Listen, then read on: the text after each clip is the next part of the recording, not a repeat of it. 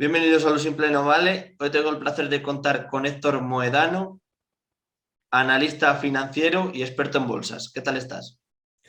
Muy buenas tardes, Alberto. Gracias por la invitación. Gracias por, invitarme a tu canal a debatir, a aprender cosas nuevas y de lo que se trata. Así que nada, reitero darte las gracias.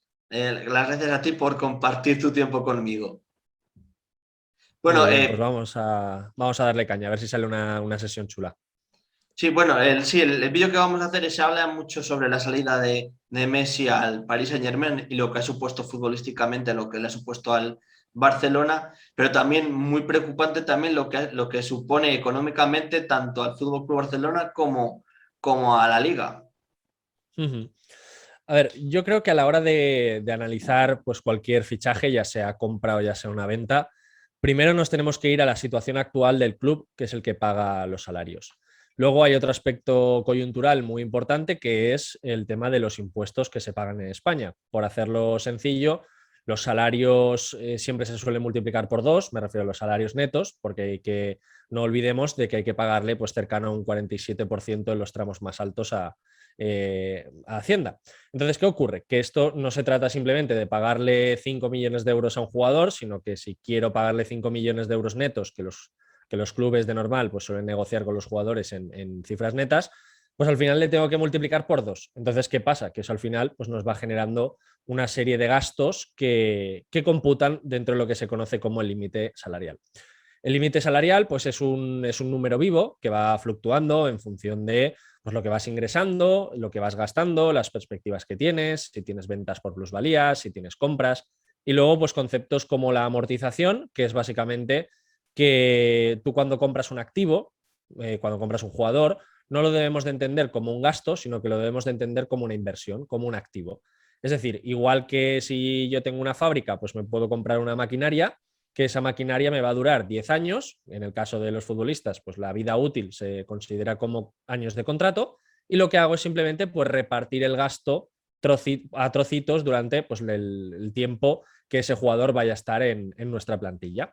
Entonces, digamos, todo eso se computa dentro de una fórmula y al final te da pues, lo que se conoce como límite salarial, que es, digamos, los márgenes que establece la liga desde hace unos años para evitar que los clubes deportivos pues, no estuvieran sobreendeudados, que no tuvieran gastos o no tuvieran cuentas pendientes con la tesorería, con la seguridad social, con otros acreedores, etc. Entonces, ¿qué pasa? Que de años atrás, pues el Barcelona, motivado por esas renovaciones tan raras, ¿no? Que hemos visto, pues jugadores que a lo mejor estaban rindiendo a unos niveles muy bajos, pero con subidas de salario prácticamente todos los años. En el caso de Messi, ¿no? Aquí ha habido mucha polémica, ¿no? Porque también se dice que Messi genera más de lo que se le paga. Bueno, yo siempre he sido partidario de entender que esto en el Barcelona pues se debe de haber analizado, porque Messi no es un jugador nuevo, lleva no sé cuántos años en el Barcelona y alguien habrá hecho un estudio de esto. Pero bueno, también recordemos que Messi, por ejemplo, pues el 100% de sus derechos eran suyos, no era como el caso de jugadores del Real Madrid en el que es 50-50 y sí que puedes justificar de alguna manera que si vendes más cosas o si al final los derechos de imagen son positivos, pues el Madrid también gana de ello. Entonces, bueno, entendido ya todo este contexto, ¿qué es lo que pasa? Que el Barcelona se encuentra en una situación pasada de límite salarial y que por lo tanto pues, le afectan otro tipo de cosas.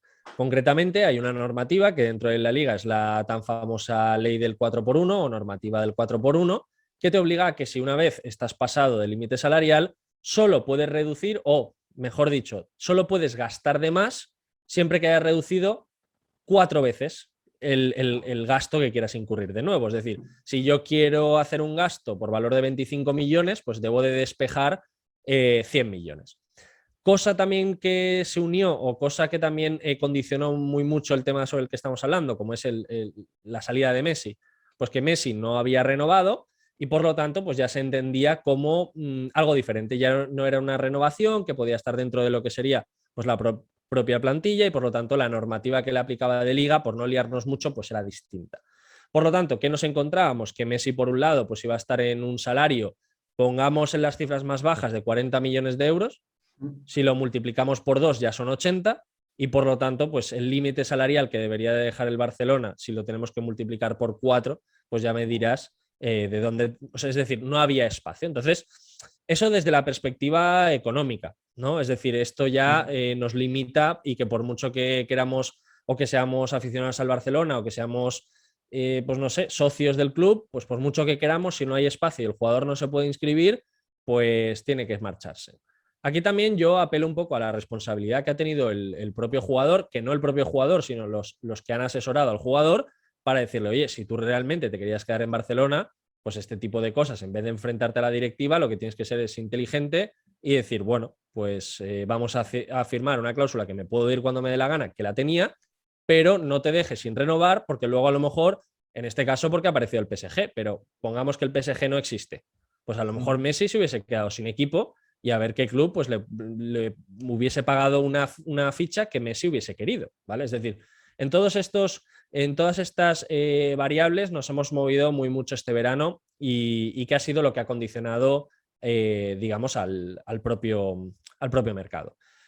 Con respecto a lo que es el club, lo que es la liga ya desde una perspectiva más comercial, etcétera, aquí hay una cosa interesante que es que, por ejemplo, el Real Madrid, cuando Cristiano Ronaldo se marcha del Real Madrid, por ejemplo, no pierde en ingresos, es decir, sí que es verdad que a lo mejor hay cierta sensibilidad, hay lo que se conoce como elasticidad, que es decir, que a lo mejor en ciertas cosas sí que se podía haber visto afectado, pero en un balance general tampoco dio la sensación de que Cristiano Ronaldo dejó al Madrid pues con una mano delante y otra detrás en cuanto a la generación de ingresos. Entonces, bueno, partiendo de ese antecedente, está claro que el Barcelona estaba más inclinado a la figura de Messi que el Real Madrid, esto habrá que verlo, no lo podemos decir así, pero bueno, esto es lo de siempre. Al final, los jugadores se hacen mayores, los jugadores pasan, ha habido estrellas en todos los equipos del mundo y los equipos han seguido para adelante. Por lo tanto, no es algo nuevo, ¿no? Piensa en el equipo que quieras, siempre habrá tenido su estrella, esa estrella se habrá hecho mayor, se habrá ido a otro club o se habrá retirado y por lo tanto, pues el club ha seguido. Entonces, esto es un poco en la jerga del fútbol, ¿no? De que pasa a los jugadores, pasa a los presidentes, pero al final el club permanece. Entonces, esto es un poco la idea. ¿Que tiene impacto? Bueno, puede ser que sí, pero insisto en el hecho de que como Messi tiene el 100% de sus derechos, pues a lo mejor ese impacto que podía haber tenido el Real Madrid pues era menor o no salían las cuentas y como apuntaba Joan Laporta en entrevistas anteriores, pues el análisis de sensibilidad que hacían se daban cuenta de que los riesgos de tener ahora mismo un jugador que pongamos que tú renuevas a Messi o que haces una barbaridad, yo que sé, vendes el estadio y al final consigues meter ahí a Messi, ponle que al día siguiente se te lesiona. Pues el riesgo que tiene un jugador de 30 y pico años ya no es el mismo de a lo mejor hacer un fichaje estrella de un jugador de 24, porque bueno, al final se va a hacer mayor y la calidad en el fútbol pues va a bajar obviamente. Entonces, bueno, también otra cosa interesante es entender, y con esto cierro la explicación para haber tocado ya macro, Barcelona y luego Liga, es que según, bueno, y como apuntaba Javier Tebas, pues los derechos de la liga se negocian por varios años. Es decir, tú no estás negociando ahora por los derechos del año que viene, sino que lo que haces es cierras con las televisiones pues a 4 años vista, a 5 años vista, y eso pues al final son ingresos fijos que poco van a afectar.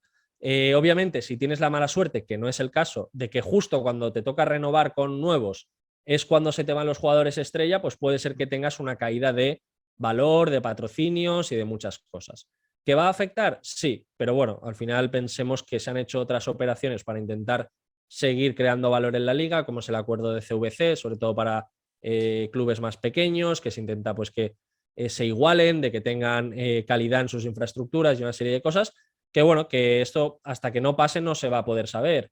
Pero bueno, al menos un balón de oxígeno en cuanto a la situación que teníamos ahora del COVID, pues seguro que sí. Entonces, esa sería un poco la explicación pasando por todos los grandes bloques que considero que son relevantes en esta operación.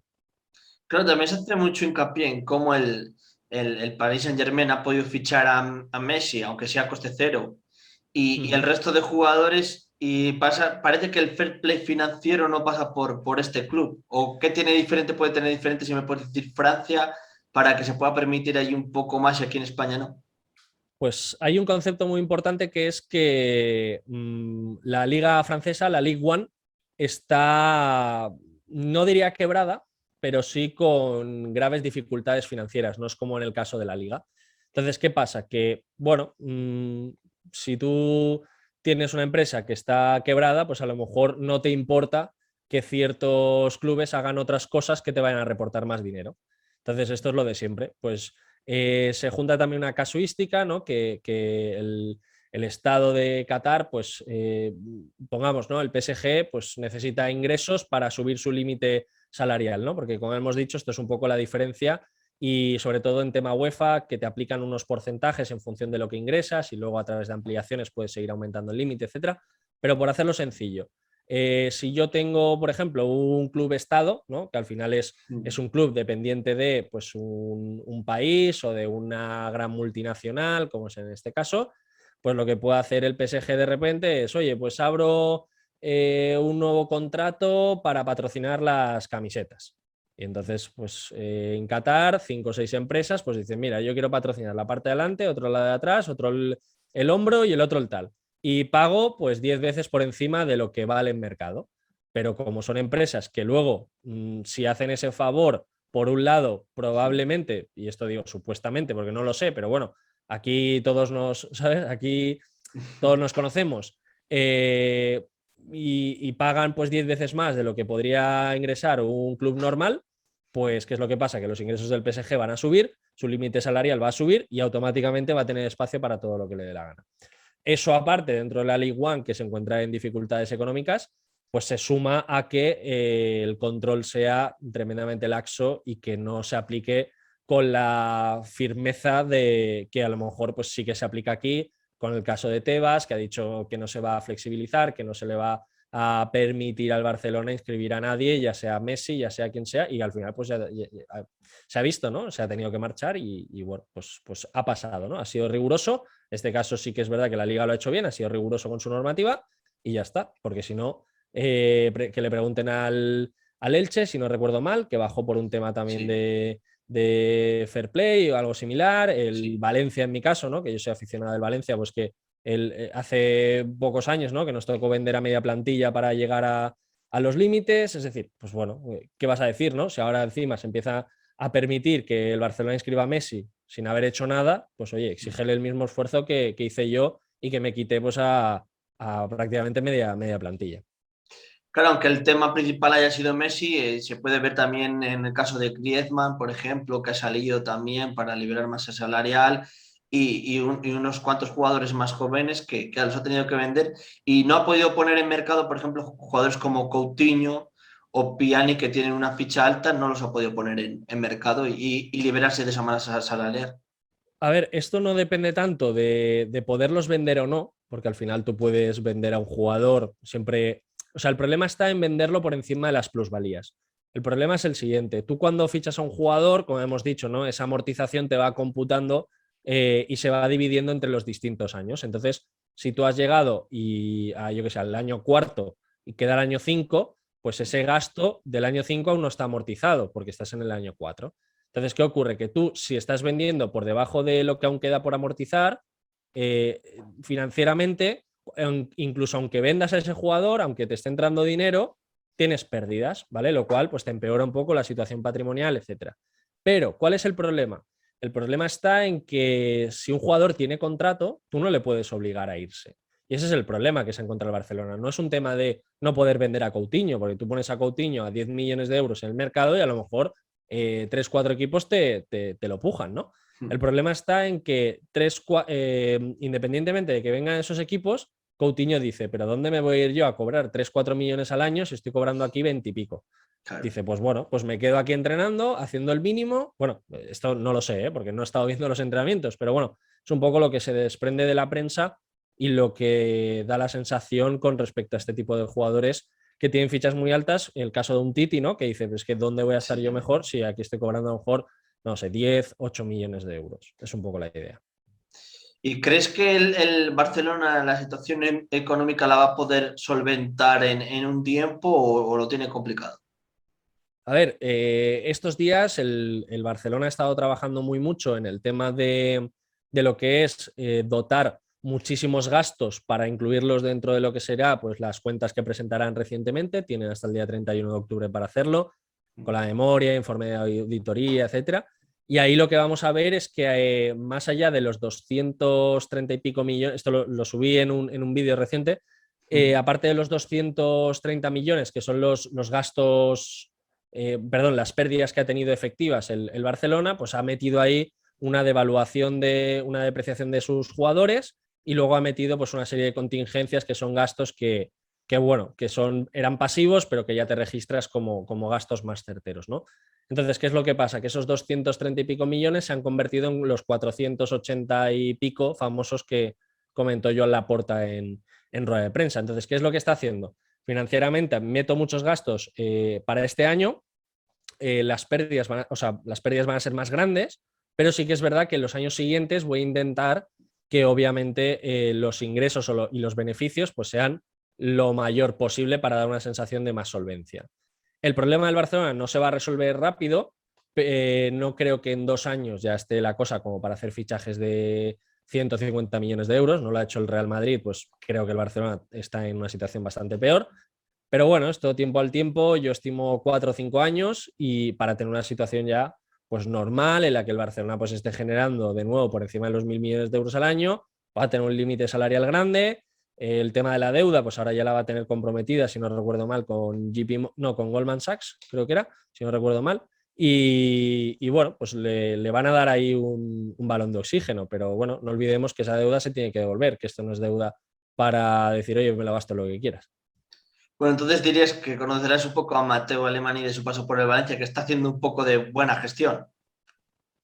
Bueno, a ver, yo sí que es verdad que tampoco lo he seguido mucho en el plano del Barcelona, pero sí que me imagino un poco su situación, que será en la de intentar hacer cosas que luego cuando las propone no se pueden hacer. Esto es un poco curioso porque, claro, al final tú puedes decir, bueno, hay dinero, sí, pero si ese dinero está comprometido en deuda o está comprometido en muchas cosas, en tema de litigios que sigue teniendo pendientes el Barcelona, que si le debo un dinero del fichaje de no sé quién, y pagarla sexto, pues bueno, yo creo que este mes de agosto intentando fichar a alguien habrá sido muy tranquilo porque le habrán dicho, mira, lo que se puede hacer es entre cero y nada. Entonces, será un poco frustrante desde su perspectiva.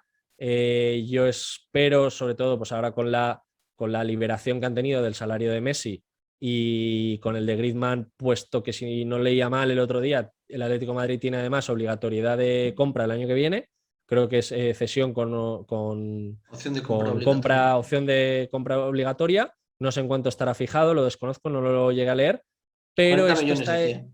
¿Cuánto, perdón? 40 millones decían. 40 millones de euros, bueno, lo ficharon por 150, ¿no? Pues ahora 120 creo, por ahí. 120, sí, pero bueno, luego habrá que ver ahí cosas que estarían en variables, historias. Pero bueno, independientemente de esto, lo que decía, que cuando tú estás de alguna manera, ¿no?, implicado en lo que es la gestión o Mateo Alemán, etcétera, pues habrán dado cuenta de que poco podían hacer. El año que viene, pues después de haber aligerado un poco balance y todo esto, pues tendrá más margen, pero no sé si recuerdo mal que en el último día de mercado se está hablando de la cesión o la compra de Jong o el jugador del Sevilla, no sé.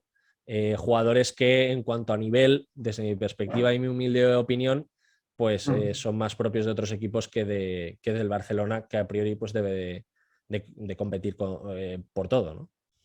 Claro, y la última pregunta que te voy a hacer es, para llegar a Uh-huh. la situación actual que ha estado el Barcelona, cómo se puede gestionar algo tan mal económicamente para llegar a este quebradero de cabeza que está siendo hoy en día? A ver, esto es complicado porque también pensemos que todas las cuentas financieras si no recuerdo mal, cualquier club deportivo como es el Barcelona, que el Barcelona no es una SAD, tienen que pasar pues consejos de administración, tienen pues al fin y al cabo tienen su aspecto legal, ¿no? Y conlleva aprobación por parte de los socios, sobre todo asambleas, etcétera. Es decir, que aquí, al fin y al cabo, es una junta directiva que fue votada, eso para empezar, y en segundo lugar, son cuentas que, bueno, que se han auditado y que han sido de alguna manera públicas. Sí que es verdad que luego hay cosas que no dependen tanto de la asamblea, como son cosas operativas, que revierten en la situación financiera, sobre todo con respecto a pues, esa manga ancha que se ha tenido con renovaciones, con contratos blindados, con falta de clausulados en el sentido de que si no juegas X partidos a lo largo del año, pues este bonus no se te paga, la cláusula de fidelidad que ha tenido Messi, que se le tiene que pagar, ya se vaya, no se vaya, mande un burofax, etcétera. Es decir, yo creo que ahí sí que ha habido falta de rigor en el sentido de mano dura y que se ha visto más un club dominado, bajo mi punto de vista, por los propios jugadores que por el presidente. Y luego también aquí, pues un matiz, y esto es opinión personal mía, esto al final no es financiero ni nada, pero sí que es verdad que ahora que es todo alarmista, que todo tal, pero yo no he visto a ningún jugador cuando ha ido a la oficina del presidente y le han dado una renovación cobrando un 30 o un 40% más, luego quejarse. Es decir, que mal por la parte del equipo directivo que está permitiendo que esto ocurra, pero también, oye, un poco de criterio por parte de los jugadores a la hora de decir, oye, ¿tú crees que habiendo jugado 12 o 13 partidos en un año te estás mereciendo una ficha de 8 o de 10 millones de euros? Pues eso es un poco el rigor que tiene cada empleado con respecto a la empresa, si estás involucrado o no. Si te da igual, pues te da igual, porque sabes que te vas a marchar, pero sobre todo jugadores que llevan mucho tiempo en el club, pues esa estima, ¿no? Por tu empresa, por quien te ha dado de comer durante todos estos años y por lo que ha sido tu casa, ¿no? No veo yo a ninguna persona, por hacer un ejemplo muy sencillo, que tenga su propio bar, que en sí mismo pues, se ponga un salario desorbitado y que al final haga quebrar su propia empresa. Sería un poco estúpido, ¿no? Entonces, con ese símil también pues reparto un poco de responsabilidades en cuanto a que es verdad que se han hecho cosas mal, es verdad que ha habido cosas que se han votado y se han permitido, y luego ha habido otras de responsabilidad ya de los propios jugadores, que aquí pues esto, renovaciones año a año, cada vez un 20% más de tal, culpa de uno y culpa de otro. Entonces esto se va haciendo una pelota, mientras te dejen, pues tú tira para adelante, ya se apañará el de detrás y llega un momento en el que un tema como el COVID, pues levanta la alfombra y ahí es donde se ve pues todo lo que se ha escondido debajo de la alfombra y al final pues pone de manifiesto pues una situación tan compleja como la que hemos analizado este verano. Claro, porque aparte de lo que dices tú de las renovaciones y demás, también en la planificación deportiva, sin ser experto económico, tras la salida de Neymar no se han acometido quizás las mejores inversiones en fichajes como se debería haber hecho. Ha sido un poco libre albedrío sin fichar jugadores con una Claro, clara proyección a que se fueran a ajustar a lo que el Barcelona necesitaba. claro, o sea, al final tú si sabes que vas a firmar a Neymar la semana que viene, es decir, que lo vas a vender y que vas a firmar la salida, lo que tienes que hacer es tener firmados ya los contratos de los jugadores que van a ser los recambios, porque si no, ¿qué es lo que va a pasar? Que va a llegar un Borussia de Dortmund y te va a decir, oye, perdona, pero es que tú tienes 200 kilos de la venta de Neymar, yo te voy a vender por 100 o por 150, que no sé si recuerdo que por ahí estaban las cifras de Dembélé. Tú lo que tienes que hacer es anticiparte al mercado y si tú ya sabes que mañana se va a firmar la venta de Neymar por un importe de 200 kilos, lo que tienes que hacer es tener ya apalabrado y que prácticamente cerrado para firmar mañana también el recambio de uno y el recambio de otro. Eso es un poco actuar con la inteligencia que requiere el fútbol. Luego, como digo, si no te gastas 150 millones por Dembélé y 150 millones por Coutinho, pues a lo mejor estamos hablando de otra situación completamente diferente en el Barcelona y tal. Pero bueno, esto sí que es achacable obviamente a la directiva y una mala gestión de decir, oye, te tienes que anticipar al mercado. Es como si estás detrás de un jugador y de repente el último día llega otro y te lo quita. Pues oye, que algo estarás haciendo mal. Esto ya no es responsabilidad de la pandemia ni cosas raras. Esto ya eres tú en tu talante y en tu forma de actuar con la diligencia que toca llevando tu empresa. Ni más ni menos. Es un proveedor más o es un activo más que tienes que comprar, tienes que hacerlo al mejor precio, tienes que hacer un análisis de si lo vale o no, cuáles son los riesgos y a partir de ahí ejecutar. Bueno, esto, como digo, sí que es obviamente achacable a la directiva y aquí desde mi punto de vista, pues esto es uno de los graves errores que ha tenido la directiva del Barcelona en los últimos años. Y la última pregunta que te voy a hacer es ¿por qué Sí, sí. crees que el Barcelona no estaba de acuerdo, como el resto de equipos, que el Madrid tampoco estuvo de acuerdo con el acuerdo que llegó la Liga con CVC sobre los derechos de televisión? Hmm. A ver, esto es muy complejo, esto lo hemos analizado también en mi Sí. canal, sobre todo con hipótesis y cosas un poco, ¿cómo decirlo?, que financieramente son un poco más complejas. Y obviamente lo que se plantea de alguna manera, pues se habla mucho de que si la Superliga queda supeditada también, con derechos televisivos, etcétera, pero a mí lo que me daba la sensación, o por lo que subí el vídeo, iba más encaminado a que ese gran acreedor que ahora va a tener el Barcelona, a través de Goldman Sachs, le iba a ignorar, de alguna manera iba a poner como aval los derechos televisivos. Entonces, ¿qué pasa? Que si a través de otra firma, ¿no? Pensemos que al final la liga es como la gestora de esos derechos televisivos que de motu propio los diferentes clubes le dan, ¿no? Para que lo gestione, etcétera. Entonces, ¿qué es lo que pasa? Que si yo tengo ya, digamos, hipotecado, ya tengo garantizado, ya tengo ahí que debo de mantener guardadita, pues esos derechos televisivos, por si pasa algo que Goldman Sachs pueda tirar de ellos, se generaba una cierta incompatibilidad con respecto a que CVC tuviera una parte y que Goldman Sachs no los pudiera ejecutar al 100%. Es decir, cambiaría bastante lo que sería pues, esos contratos de financiación en los cuales Goldman Sachs o podría darle menos dinero o debería de cobrarle mayor interés porque el riesgo o digamos el aval que estaba poniendo el Barcelona era inferior. Entonces, eso era un poco mi hipótesis que luego pues, ha ido reafirmando, es decir, tampoco ha habido nada que me la haya tirado para atrás o que me haya dado la sensación.